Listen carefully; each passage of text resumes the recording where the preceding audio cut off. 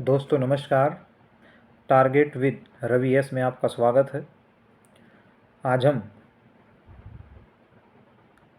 उत्तर प्रदेश लोक सेवा आयोग की प्रारंभिक परीक्षा 2024 समीक्षा अधिकारी सहायक समीक्षा अधिकारी की जो पुनः परीक्षा होगी उसके लिए, इसके साथ ही बीपीएससी जो प्रीलिम्स एग्ज़ाम के जो आवेदन आए हैं उसका एग्ज़ाम भी नवंबर माह में होने जा रहा है, उसके लिए, साथ ही अन्य जो भी एग्ज़ाम जिसमें सामान्य अध्ययन के प्रश्न पूछे जाते हैं उनके लिए एक विस्तृत व्याख्या जो कि परीक्षावाणी सामान्य अध्ययन विशेषांक की जो बुक आती है उसमें जो भी अब तक महत्वपूर्ण प्रश्न पूछे गए हैं या पूछे जा सकने की संभावना है उन हल प्रश्न पत्रों की आज व्याख्या करने जा रहे हैं।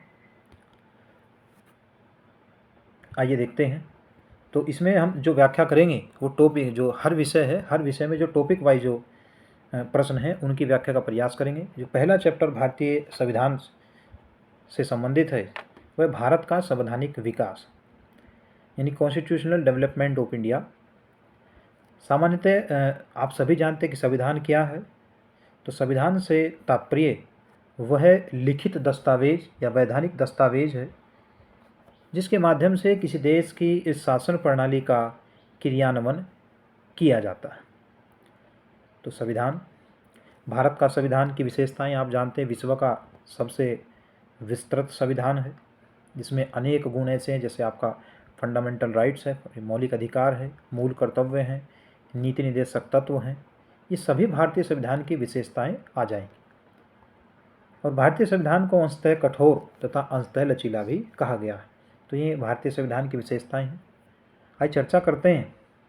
इससे संबंधित जो प्रमुख प्रश्न पूछे गए या पूछे जा सकते हैं उन पर चर्चा करेंगे।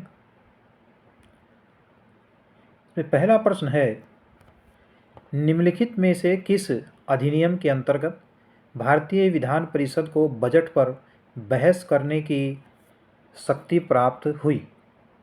तो भारतीय जो विधान परिषद के जो सदस्य थे उन्हें बजट पर बहस करने की जो शक्ति प्राप्त हुई थी वह भारतीय परिषद अधिनियम 1892 के अंतर्गत की गई थी। 1892 के अंतर्गत की गई थी। तो भारत में जो संवैधानिक विकास है वो 1600 ईस्वी के राजलेख से आरंभ होता है जिसमें महारानी के द्वारा कंपनी को भारत के साथ व्यापार करने के लिए जो करार अधिकार दिया गया था। 1857 तक वही व्यापार चला, यानी जो अंतिम राजलेख था वो 1853 ईस्वी का राजलेख था। उसके बाद फिर ब्रिटिश संसद के द्वारा भारत में जो कानून थे वो बनाए गए। दूसरा प्रश्न है, संविधान सभा में सदस्यों का चुनाव कैसे हुआ था? तो सीधे जनता के द्वारा।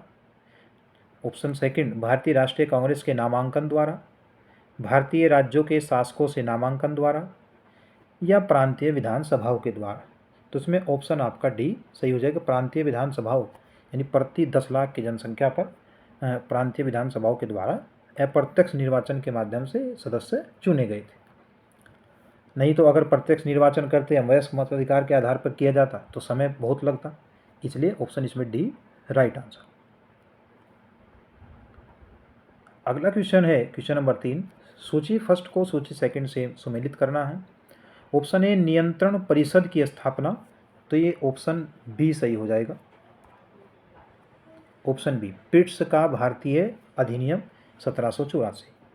ऑप्शन बी है सर्वोच्च न्यायालय की स्थापना, तो ये रेगुलेटिंग एक्ट 1773 में स्थापित किया गया था। रेगुलेटिंग एक्ट, इसी के माध्यम से उस समय जो वारेन हेस्टिंग्स गवर्नर थे, बंगाल के पहले गवर्नर जनरल वारेन हेस्टिंग्स, इनके समय कलकत्ता में एक सर्वोच्च न्यायालय बनाया गया जिसके मुख्य न्यायाधीश एलिजा इम्पे थे तथा अन्य 3 न्यायाधीशों में चैम्बर्स, लिमेंस्टर तथा हाइड प्रमुख थे। ऑप्शन सी है, ईसाई मिशनरियों को भारत में कार्य करने की अनुमति दी गई। तो ऑप्शन सी जो 1813 का राजलेख है, जो चार्टर एक्ट है, इसमें ईसाई मिशनरियों को भारत में कार्य करने की अनुमति दी गई। ऑप्शन डी है, गवर्नर जनरल की परिषद में कानूनी सदस्य की नियुक्ति, ये लॉर्ड मैकाले की नियुक्ति की गई थी। डी का ऑप्शन जो है आपका हो जाएगा 4। तो इस तरह से आपका जो ऑप्शन है इसका सही आंसर हो जाएगा ए का 2, बी का 1, तो option B is right answer. अगला क्वेश्चन है इस श्रृंखला का, निम्नलिखित में से किस अधिनियम में कलकत्ता में सर्वोच्च न्यायालय की स्थापना का प्रावधान किया गया था? तो अभी हमने चर्चा किया है कि कलकत्ता में जो सर्वोच्च न्यायालय की स्थापना का प्रावधान है वह है रेगुलेटिंग एक्ट 1773 में किया गया, जिसके मुख्य न्यायाधीश एलिजा इम्पे थे। प्रश्न नंबर 5 है, केंद्र में द्वैध शासन किस अधिनियम के अंतर्गत स्थापित किया गया? द्वैध शासन, केंद्र में द्वैध शासन किस अधिनियम के अंतर्गत पारित किया गया? तो 5 का जो सही ऑप्शन हो जाएगा वो हो जाएगा आपका ऑप्शन सी, भारत सरकार अधिनियम 1935। यानी जो 1919 का जो सुधार अधिनियम था, परिषद अधिनियम था, उसके अंतर्गत प्रांतों में द्वैध शासन लागू किया गया, लेकिन 1935 के अधिनियम में प्रांतों को स्वायत्तता दी गई तथा केंद्र में जो है द्वैध शासन लागू कर दिया गया। जबकि अगर ऊपर देखें तो भारत सरकार अधिनियम, इसमें सांप्रदायिक अधिनियम यानी मुसलमानों के लिए पृथक निर्वाचन पद्धति जारी की गई। भारत सरकार अधिनियम 1919 महिलाओं के लिए जो है मताधिकार का प्रयोग करने का अधिकार दिया गया। तो ऑप्शन सी राइट आंसर। अगला क्वेश्चन है, कैबिनेट मिशन योजना के अंतर्गत संविधान निर्मात्री परिषद में प्रत्येक प्रांत को आवंटित सदस्य संख्या निर्धारित करने के लिए एक प्रतिनिधि कितनी जनसंख्या के अनुपात में था? तो इसमें 10 लाख की जनसंख्या में के अनुपात में था। Option B right answer.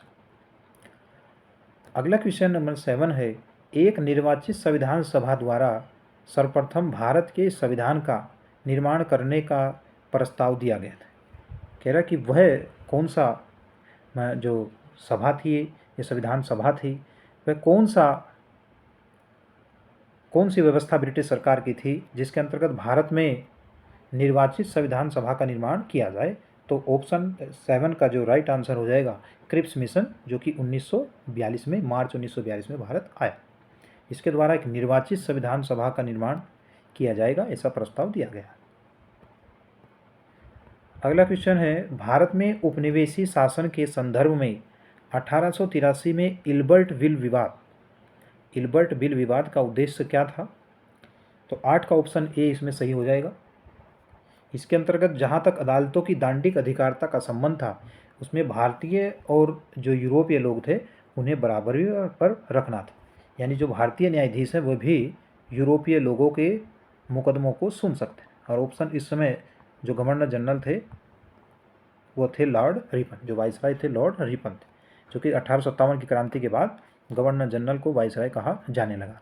और जो अंतिम जो गवर्नर जनरल थे वह भी लॉर्ड कैनिंग थे, और पहले वाइसराय भी लॉर्ड कैनिंग ही थे, क्योंकि उनके समय 1857 की क्रांति हुई थी। अगला क्वेश्चन है क्वेश्चन नंबर 9, राष्ट्रपति की अध्यादेश निर्गत करने की शक्ति प्रेरित है। तो अध्यादेश जारी करने की जो राष्ट्रपति की शक्ति है वो भारत शासन अधिनियम 1935, बी ऑप्शन सही हो जाएगा। अगला क्वेश्चन है, भारतीय विधान पालिका प्रथम बार द्विसदनीय कब बनाई? भारतीय विधान पालिका को पहली बार द्विसदनीय बनाया गया, तो इसमें ऑप्शन आपका सी सही हो जाएगा। 1919 के भारत सरकार अधिनियम के द्वारा भारतीय विधान पालिका को पहली बार केंद्र में जो है द्विसदनीय बनाया गया था। क्वेश्चन नंबर 11 है, 1919 के भारत शासन अधिनियम की निम्नलिखित में से कौन सी प्रमुख विशेषताएं? 1919 के जो जिसे मॉन्टेग्यू चेम्सफोर्ड सुधार अधिनियम भी कहा जाता है। मॉन्टेग्यू उस समय भारत सचिव थे, जबकि लॉर्ड चेम्सफोर्ड उस समय भारत के वाइसराय थे। पहला ऑप्शन है प्रांतों की कार्यकारिणी में द्वैध शासन की व्यवस्था हो, सही है, क्योंकि प्रांतों में द्वैध शासन इसी अधिनियम के अंतर्गत किया गया। दूसरा है मुसलमानों के लिए पृथक सांप्रदायिक निर्वाचन मंडलों की व्यवस्था, ये 1919 के अधिनियम में आया, 1909 के अधिनियम में, 1909 के अधिनियम में ये आया है, जिसे मार्ले मिंटो सुधार अधिनियम भी कहा जाता है। तीसरा ऑप्शन है केंद्र द्वारा प्रांतों को विधायिनी शक्ति का हस्तांतरण, तो ये भी इसमें सही हो जाएगा। तो ऑप्शन जो 1 और 3 इसमें सही है, तो ऑप्शन इसमें सी सही हो जाएगा। अगला क्वेश्चन है, भारत परिषद की समाप्ति किसके द्वारा की गई? तो इसमें सही ऑप्शन हो जाएगा ऑप्शन डी, 1935 के अधिनियम द्वारा भारत परिषद की समाप्ति की गई। अगला क्वेश्चन है, भारत के संविधान का प्रारूप तैयार करने वाली संविधान सभा के सदस्यों को ऑप्शन ए ब्रिटिश संसद द्वारा नामित किया गया, गवर्नर जनरल द्वारा नामित किया गया, विभिन्न प्रांतों की विधानसभाओं द्वारा चुना गया, या भारतीय राष्ट्रीय कांग्रेस व मुस्लिम लीग द्वारा जो है चुना गया। तो इसमें ऑप्शन सी सही हो जाएगा कि विभिन्न प्रांतों की जो विधानसभा थी उनके द्वारा अप्रत्यक्ष रूप से ये चुना गया। अगला क्वेश्चन है, किस अधिनियम ने भारतवासियों को अपने देश के प्रशासन में कुछ हिस्सा लेना संभव बनाया, कि भारतीय लोग भी जो है अपने देश के शासन में भागीदारी कर सके? तो चार्टर एक्ट 1833, चार्टर एक्ट 1833 जो है बेंटिक, लॉर्ड विलियम बेंटिक के समय आया था। लॉर्ड विलियम बेंटिक के समय, लॉर्ड विलियम बेंटिक के द्वारा ही भारत में सती प्रथा को समाप्त किया गया। उसके बाद जो है कंपनी में भारतीय लोगों को जो शामिल करने का आदेश दिया गया। इन्हीं के द्वारा पहली बार विधि सदस्य के रूप में लॉर्ड मैकाले की नियुक्ति की गई। तो इसमें ऑप्शन ए सही हो जाएगा। अगला क्वेश्चन नंबर है 15, स्वतंत्र भारत की संविधान सभा के अध्यक्ष कौन थे? तो स्वतंत्र भारत की जब संविधान सभा का गठन हुआ तो उसके अध्यक्ष डॉक्टर राजेंद्र प्रसाद थे, जो कि 11 दिसंबर 1946 के जो दूसरी बैठक हुई उसमें अध्यक्ष बने थे। इससे पहले जो उद्घाटन अगर सभा के अध्यक्ष पूछ लिया जाए तो वह डॉक्टर सच्चिदानंद सिन्हा थे। ऑप्शन बी इसमें राइट आ जाएगा। अगला क्वेश्चन है, 1946 में निर्मित अंतरिम सरकार में कार्यपालक परिषद के उपसभापति कौन थे? क्योंकि अंतरिम सरकार का जो सितंबर 1940 में गठन हुआ उसमें जो उपसभापति के रूप में थे, क्योंकि अध्यक्ष तो जो है आपके सभापति उस समय के वायसराय थे, लेकिन जो उपसभापति थे वो पंडित जवाहरलाल नेहरू थे। तो ऑप्शन ए सही हो जाएगा। जबकि जो है आपका डॉक्टर राजेंद्र प्रसाद खाद्य एवं कृषि मंत्रालय ने दिया गया, खाद्य विभाग। अगला क्वेश्चन है क्वेश्चन नंबर 17, संविधान सभा के चुने हुए अस्थायी अध्यक्ष कौन थे? तो अस्थायी अध्यक्ष तो आपका सच्चिदानंद सिन्हा हो जाएगा, लेकिन यहाँ पूछा है अस्थायी सदस्य कौन थे, तो वह थे डॉक्टर राजेंद्र प्रसाद। 11 दिसंबर 1946 को जब बैठक हुई थी तो उसमें डॉक्टर राजेंद्र प्रसाद को अस्थायी अध्यक्ष चुन लिया गया था। अगला क्वेश्चन है, अखिल भारतीय महासंघ स्थापित करने का प्रावधान शामिल किया गया था। तो अखिल भारतीय जो महासंघ की स्थापना का जो प्रावधान था वो भारत सरकार अधिनियम 1935 के अंतर्गत किया गया था। ये अगस्त प्रस्ताव 1940 में आया, ठीक है, कि युद्ध के बाद भारतीयों को संविधान निर्माण का मौका दिया जाएगा। ये अन्य जो भी प्रस्ताव थे ये द्वितीय विश्व युद्ध में, ताकि भारतीय लोग शामिल हो, भारतीय राष्ट्रीय कांग्रेस शामिल हो, उसके लिए प्रस्ताव दिए गए थे उस समय के वायसराय के द्वारा। भारत सरकार अधिनियम 1919 में आया। कैबिनेट मिशन प्रस्ताव 1940 में आया, जिसने मुस्लिम लीग की पाकिस्तान की मांग को जो है ठुकरा दिया था। तो ऑप्शन ए इसमें सही हो जाएगा। अगला क्वेश्चन है, भारत की संविधान निर्मात्री सभा के अध्यक्ष कौन थे? तो भारत की संविधान निर्मात्री सभा के अध्यक्ष जो थे आपके डॉक्टर राजेंद्र प्रसाद थे। अगला क्वेश्चन है, भारत के संविधान की रचना हेतु संविधान सभा का विचार निम्नलिखित में से सर्वप्रथम किसने दिया? तो 1934 में स्वराज पार्टी ने यह विचार दिया था। अगला क्वेश्चन नंबर 21 है, निम्नलिखित में से कौन कौन से कथन संविधान सभा के विषय में नहीं है? ऑप्शन ए, वह वयस्क मताधिकार पर आधारित नहीं थी। दूसरा ऑप्शन है वह प्रत्यक्ष निर्वाचन का परिणाम थी। तीसरा ऑप्शन है वह बहुदलीय निकाय थी। और चौथा ऑप्शन है उसने अनेक समितियों के माध्यम से कार्य किया।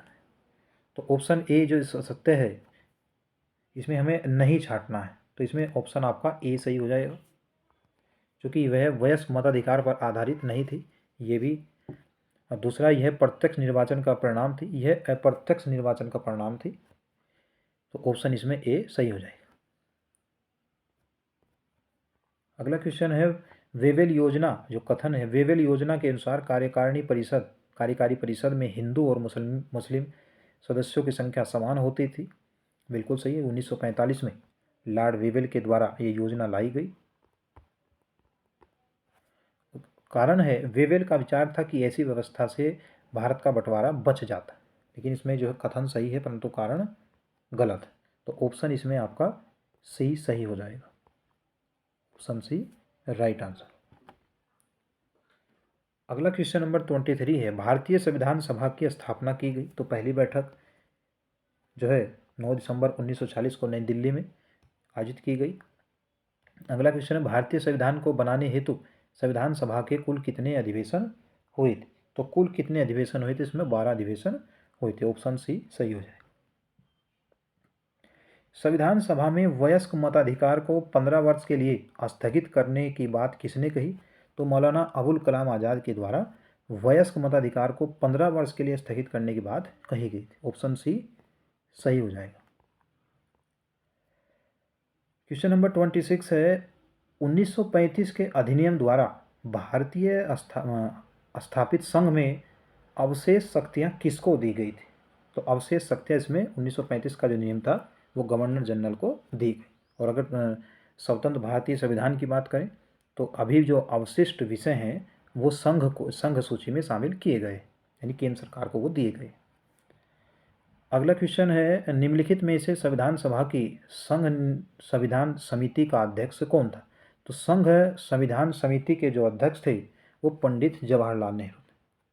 जैसे आपने देखा होगा कि प्रारूप समिति के अध्यक्ष डॉक्टर भीमराव अम्बेडकर थे।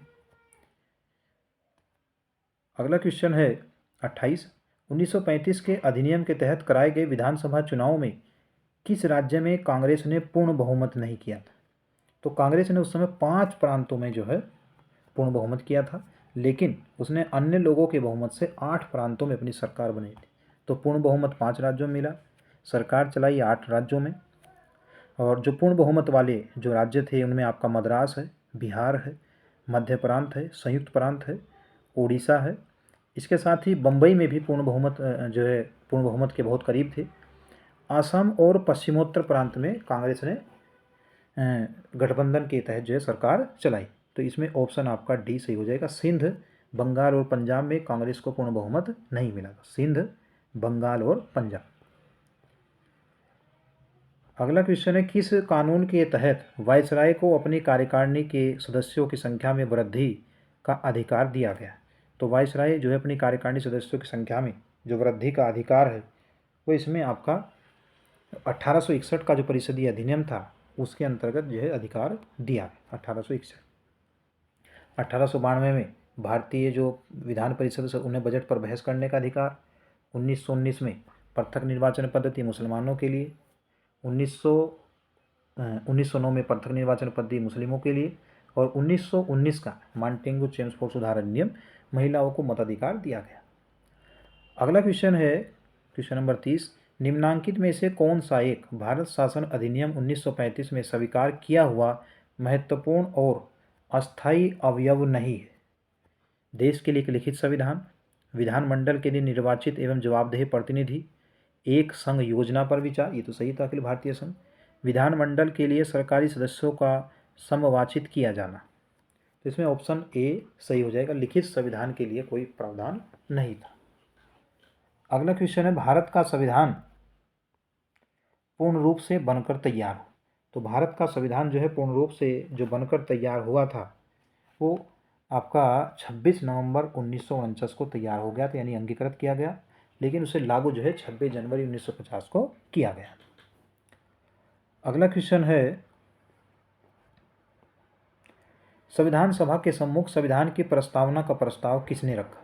तो पंडित जो प्रस्तावना का प्रस्ताव है वो 13 दिसंबर 1940 को 13 दिसंबर 1940 को पंडित जवाहरलाल नेहरू जी के द्वारा संविधान के प्रस्तावनी उद्देश्य का प्रस्ताव रखा गया। और इसे 22 जनवरी 1947 को 22 जनवरी 1947 को संविधान सभा के द्वारा स्वीकार कर लिया गया था। तो ऑप्शन ए इसमें सही हो जाएगा। अगला क्वेश्चन है, भारत के संविधान में केंद्र और राज्य के बीच किया गया शक्तियों का विभाजन इनमें से किसमें उल्लिखित योजना पर आधारित था? मार्ले मिंटो सुधार 1909। तो इसमें ऑप्शन आपका सी सही हो जाएगा। भारत सरकार अधिनियम 1935, इसी के अंतर्गत केंद्र और राज्यों के मध्य जो शक्तियों का विभाजन था उसमें संघ सूची, समवर्ती सूची और राज्य सूची का जो है उल्लेख किया गया। अगला क्वेश्चन है, किस वर्ष संसद ने भारतीय संविधान अपनाया? तो भारतीय संविधान संसद के द्वारा 26 जनवरी 1950 को अपनाया गया। Option C. 36 क्वेश्चन है, 1940 के चुनाव के पश्चात मुस्लिम लीग ने किस प्रांत में अपनी सरकार बनाई? तो इस जो 1937 में जो प्रांतीय विधानसभा के चुनाव हुए, उसमें मुस्लिम लीग के द्वारा सोहरावर्दी की अध्यक्षता में बंगाल में अपनी सरकार बनाई गई। जबकि जो पंजाब है, यहाँ पर आपकी जो है यूनियनिस्ट पार्टी ने सरकार बनाई, बिहार में भारतीय राष्ट्रीय कांग्रेस, और उत्तर पश्चिम सीमा प्रांत में कांग्रेस द्वारा गठबंधन सरकार बनाई गई। 37 नंबर क्वेश्चन, निम्नलिखित में से किसने सुझाव दिया था कि भारत की स्वतंत्रता के बाद भारतीय राष्ट्रीय कांग्रेस को एक राजनीतिक दल के रूप में भंग कर देना चाहिए? तो इसमें ऑप्शन डी महात्मा गांधी सही हो जाएगा। महात्मा गांधी जी के द्वारा सविनय अवज्ञा आंदोलन के बाद अपना जो जीवन है वो हरिजन उत्थान में लगा दिया गया, और उन्होंने कहा कि जब भारत आज़ाद हो जाएगा उसके बाद कांग्रेस को समाप्त कर दिया जाएगा एक राजनीतिक दल के रूप। तो ऑप्शन डी राइट आंसर।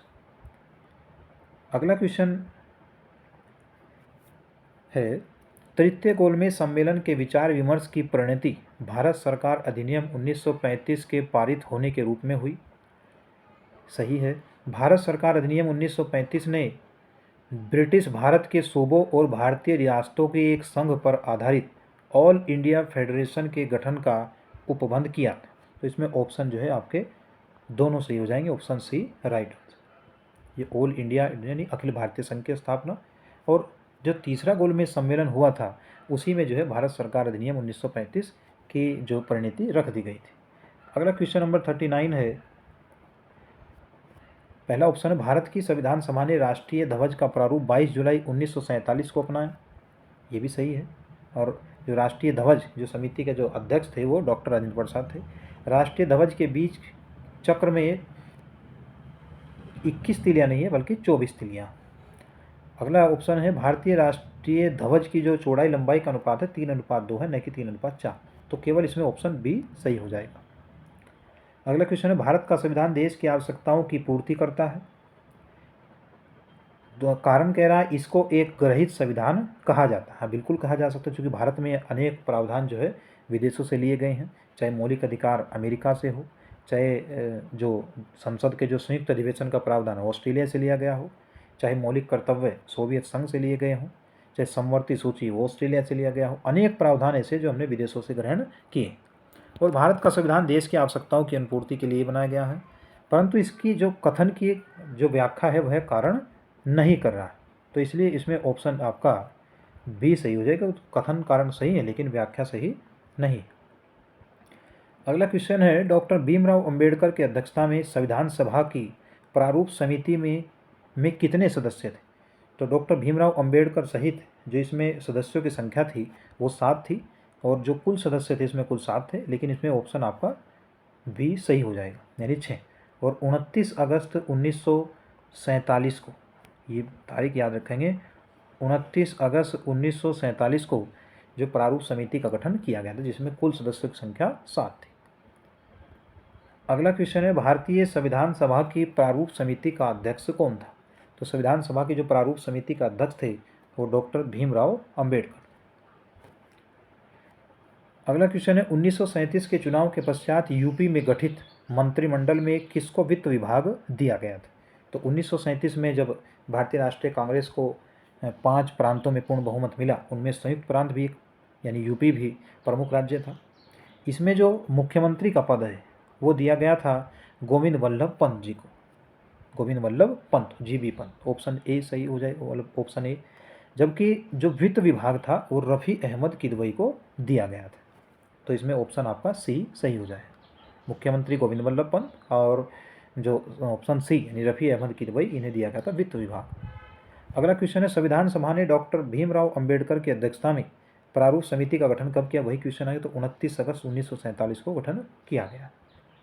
जबकि इसमें अन्य तिथियां दी गई हैं, जैसे 13 दिसंबर 1940, 22 जनवरी 1947 को क्या था कि जो पंडित नेहरू जी के द्वारा जो देश का प्रस्ताव 13 दिसंबर 1940 को दिया गया, उसे संविधान सभा ने 22 जनवरी 1947 को स्वीकार कर लिया, और 3 जून 1947 को माउंटबेटन योजना आई, जिसके आधार पर भारत व पाकिस्तान का जो है विभाजन कर दिया गया। अगला क्वेश्चन नंबर 45 है, निम्नलिखित में से किस अधिनियम ने संवैधानिक निरंकुशता के सिद्धांत का अनुमोदन किया? संवैधानिक निरंकुशता के सिद्धांत का अनुमोदन, ये 45 का जो ऑप्शन हो जाएगा वो ऑप्शन सी सही हो जाएगा, 1935 का शासन अधिनियम। क्वेश्चन नंबर 46 है, संविधान सभा की प्रांतीय सभा समिति का अध्यक्ष कौन? प्रांतीय संविधान समिति के जो अध्यक्ष थे वो सरदार वल्लभ भाई पटेल थे, सरदार वल्लभ भाई पटेल। इसके साथ ही जो सरदार पटेल साहब थे ये जो मौलिक अधिकार संबंधी समिति थी उसके भी अध्यक्ष थे, यानी देशी रियासतों का जो भारत में विलय कराया गया उसमें सरदार पटेल की विशेष भूमिका रहे और इन्हें लौह पुरुष की संज्ञा दी जाती। डॉक्टर भीमराव अंबेडकर का जन्म और मृत्यु कब हुई? तो इसमें ऑप्शन आपका बी सही हो जाएगा, 1891 और 1956 में इन्हें निर्वाण प्राप्त हुआ था, जबकि 1891 में इनका जन्म महू में हुआ था। अगला क्वेश्चन है, किस वर्ष में जनगण मन को भारत के राष्ट्रगान के रूप में अपनाया गया? तो 24 जनवरी 1950 को जो है भारत के राष्ट्रगान के रूप में जनगण मन को स्वीकार किया गया था। और ये जो रचना है ये रविन्द्रनाथ टैगोर जी के द्वारा लिखित है, जिसे पहली बार भारतीय राष्ट्रीय कांग्रेस के 1911 के कलकत्ता अधिवेशन में गाया गया था और उसकी अध्यक्षता बिशन नारायण दत्त जो है कर रहे थे। तो पहली बार 1911 में भारतीय राष्ट्रीय गान जो है गाया गया। ये किसकी रचना है? तो ये रचना रविन्द्रनाथ टैगोर जी की है। पहली बार 1911 के कलकत्ता अधिवेशन में गाया गया, जिसके अध्यक्ष बिशन नारायण दत्त थे। अगला क्वेश्चन है, संविधान पांडुलेखन समिति का निम्न में से कौन सदस्य नहीं था? तो संविधान पांडुलेखन समिति यानी प्रारूप समिति का निम्न में से जो सदस्य नहीं थे वे थे पंडित जवाहरलाल नेहरू, जबकि मोहम्मद सादुल्ला, के.एम. मुंशी, ए.के. अय्यर ये अन्य व्यक्ति इसमें शामिल थे। ऑप्शन डी सही हो जाएगा। क्वेश्चन नंबर 50 है, भारतीय संविधान को किसके द्वारा अपनाया गया? तो भारतीय संविधान को जो अपनाया गया था वह संविधान सभा द्वारा, ब्रिटिश संसद द्वारा, गवर्नर जनरल द्वारा या फिर भारतीय संसद द्वारा। तो 50 का जो ऑप्शन हो जाएगा वो संविधान सभा के द्वारा ही हो जाएगा, यानी भारतीय संविधान को संविधान सभा के द्वारा अपनाया गया था। तो संविधान सभा की पहली बैठक 9 दिसंबर 1946 को हुई थी डॉक्टर सच्चिदानंद सिन्हा की अध्यक्षता में, और दूसरी बैठक 11 दिसंबर 1946 को जो है डॉक्टर राजेंद्र प्रसाद जी की अध्यक्षता में हुई थी। अब इस श्रृंखला में हम इस चैप्टर के जो 50 ही क्वेश्चन हल करेंगे, क्योंकि इसमें लगभग 100 क्वेश्चन हैं। तो 50 जो प्रश्न हैं उनकी व्याख्या हम कल करेंगे, और ये श्रृंखला अब निरंतर हम कराएंगे। इसे मतलब जो भी सब्जेक्ट कराएंगे वो पूरा कराएंगे, जो कि यूपीपीसीएस प्रीलिम्स या आरओ बीपीएससी या अन्य जो भी सामान्य अध्ययन से जुड़े हुए प्रश्न आएंगे, प्रश्न पर जो एग्ज़ाम होंगे आगे, उनके लिए ये अति महत्वपूर्ण होगा। उम्मीद है कि वीडियो आपको पसंद आया होगा। इसके लिए चैनल को लाइक व सब्सक्राइब करें। धन्यवाद।